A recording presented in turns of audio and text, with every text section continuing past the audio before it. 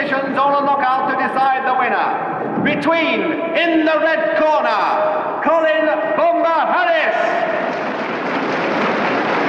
And in the red corner, Colin Bomber Harris. Well, here comes Bomber now. Circling around looking for an opening. He's wrestled himself many times in the past, this boy. So he knows practically all his own moves by now. And he's going for the double headlock. He's got it.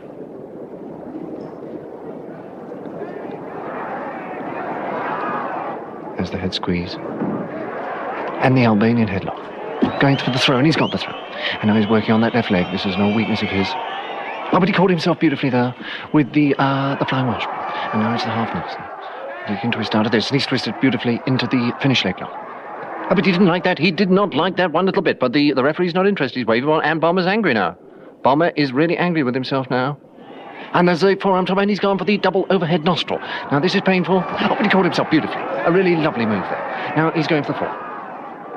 Those soldiers have to be on the mat for 3 seconds. Now he's twisting out of it. No problem here. Oh, but he's caught himself beautifully there with the double overhead. He's got the double overhead on. I don't think he can get out of this. 1, 2, 3. And that's the first fall to Bomber.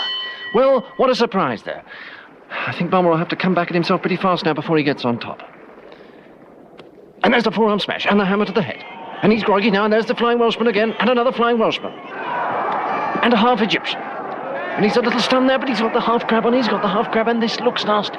This looks very nasty indeed. But I think Bomber's going to make the ropes. Is he going to make the ropes? Yes, he's made them. Well, I think he was a little lucky, Dan.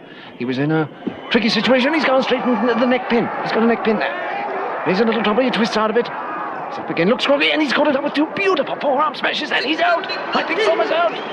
Yes, he's won.